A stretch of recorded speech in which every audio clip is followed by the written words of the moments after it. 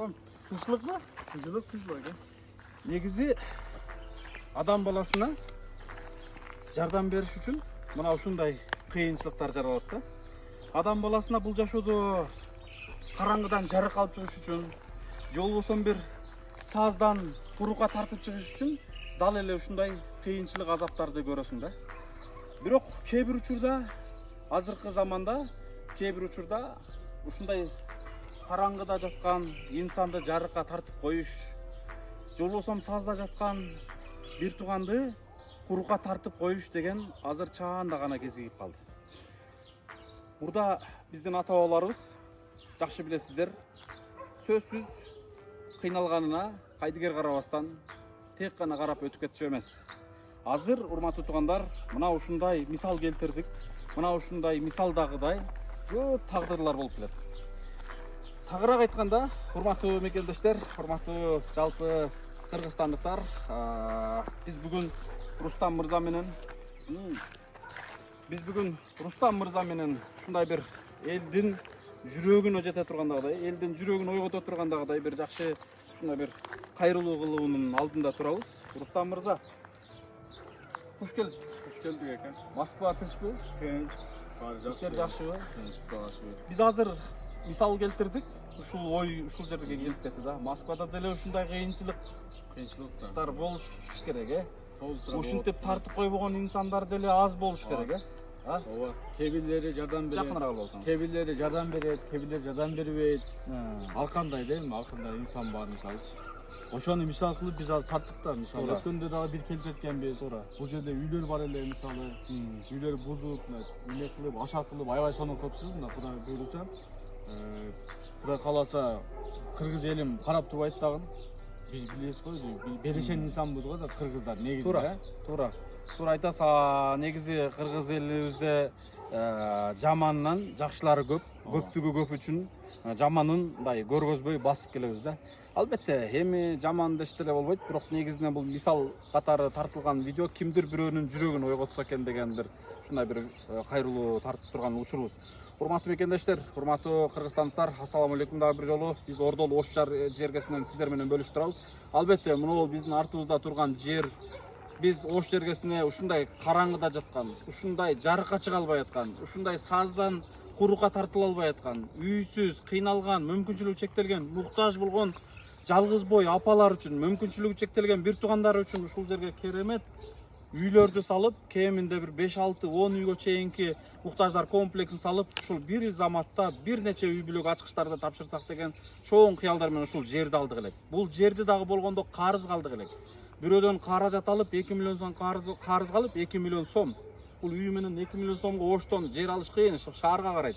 Мына ушул жерди алдык элек, ушул жердин биринчи эле ушул карызын жаап алып, анан ишке киришели деп ушулдай бир бел байладык элек, бирок бүгүнкү күнгө чейин болгону 50-60 миң сом гана каражат чогулду.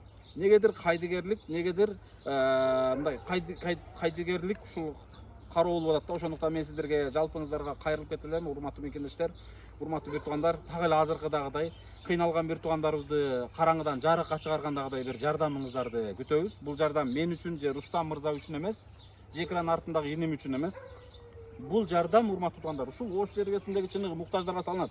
Биз өзүбүз Жалал Абадтан, Рустам мырза Куршаптан, бул жерде чынын айтканда эч бир таанышыбыз деле бул жерге келип жашабайт. Чыныгы муктаждарга ушул ачкычтарды тапшырып, жакшылыкка себепкер болуп калайлы деп, мына кыргыздын жап-жаш белдүү мырзалар менен ушундай иш баштап турабыз. Албетте, бүгүн Идрис Айтбаев ажыбыз дагы келмегеле, бирок бүгүн сапарга чыгып кеткендигине байланыштуу ушундай бир бул видеого катыша албай калды. Алдыда буйруса бул жерге дагы келип сиздер менен бөлүшө турган дагы күндөр бар. Албетте, урматтуу туугандар, келиңиздер, анда эмес ушул видеонун астындагы шотторго колдон келишинче салым кошуп, ушул биринчи карызды жаап ала дагы анан курулуш баштайлы. Буга чейин сиздер билесиздер, 33 үй бүлөгө үй салган болсок, бардыгында кынтыгына чейин, мыгына чейин отчету болуп келген. Ар бириңиздердин каяктан келген, кайсыл аманат, ал аманатка эмне алынды, ал аманаттын чегине чейин сиздерге отчету берилип турган. Алдыда дагы так эле ошондой отчету менен иш жасалат туугандар. Ошондуктан эч кандай күмөнсүз салымыңыздарды кошо бериңиздер деп мен айтып кайрылып кетер элем туугандар. Негедир өтө кайдыгер. Ушул жок дегенде жерди төлөп, тобокелге салып, ушул ишти баштаганбыз, жерди карызын жаппай туруп келечи, бирок ушул жерди төлөп алып анан иш баштап алсак, ата бул моюндагы карыз мындай мени кыжалат кылып атат да, чындыгын айтканда. Анан сиздерден да мен суранып кетем, ой пикир калтырыңыздарчы, комментарий жазыңыздарчы. Эмне кылыш керек? Бир ой келип кетет, сатып туруп, ошол 2 миллионду берип, жабып, ашканы муктаждарга чачып таратып койсомбу деген дагы ой келип кетип атат. Антейин десең, ошто чындыгы комплекс салынып калса, канчалаган жылдар, кылымдар бою ушул жерде муктаждар жашап пайдаланар эле. Кандай дейсиз, Рустам мырза? Өтө сонун болот эле ака. Канчалаган адамдардын 10-15 үй биле зато сонун үйлүү болуп калат эле да. Сонун болот. Эли журтубузга бир кайрылууңузду айтып Ооба, кетиңиз. урматтуу мекендештер, бир туугандарым, жакшылык иштин ачкычы болойлу, жамандык иштин жапкычы болойлу дегендей. Адам баласы ба көз өткөндөн кийин ака. Ошо биринчи соо барып тура турганда ошол жакшы перзент тарбиялап коюу дейт да. Ошолор барып турат экен. Экинчиси Куран үйрөткөн болсок, үчүнчүсү алымдар айтат го. Үй салып берип коюу муктаждарга, көпүрө салып берип коюу, жолдоңду берип коюу. Келгиле достор, биз дагы чыгарып мечит салып, ошол биз дагы ошолордун катарына кошулайлы. Жардам бере алсаңдар, видеону бөлүшүп койсоңдар, бул деле чоң сооп да экен туура. Группалар көп, коомдун группалары бар, достордун, группалаштардын, туугандардын ошол жака жөнөтүп койсоңуз, алар дагы сиз аркылуу которгон болсо, сизге дагы сооп болот буюрса. Рахмат.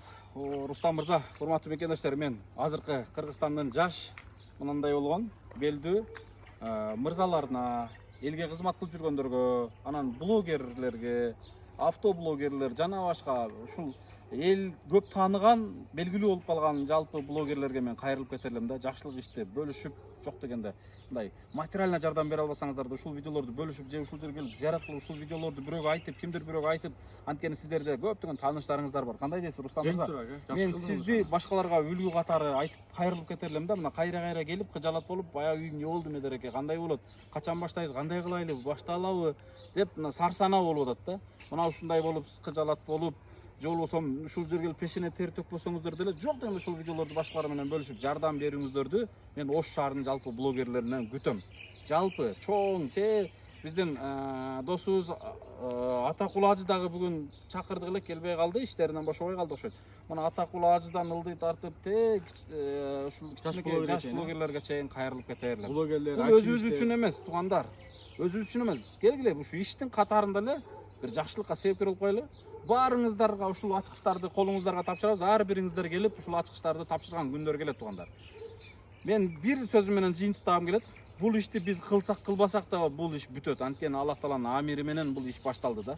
Бул ишке биз материально жардам беребизби, бербейбизби, келебизби, келбейбизби, Аллах Тааланын амири менен башталдыбы, сөзсүз бүтөт, туугандар. Ошону эстен чыгарбаңыздар. Качан бүткөндөн ай аттиң калбаңыздар деп кайрылып сөзүмдү жыйынтыктап кетер элем. Салам алейкум. Сизге да чоң рахмат.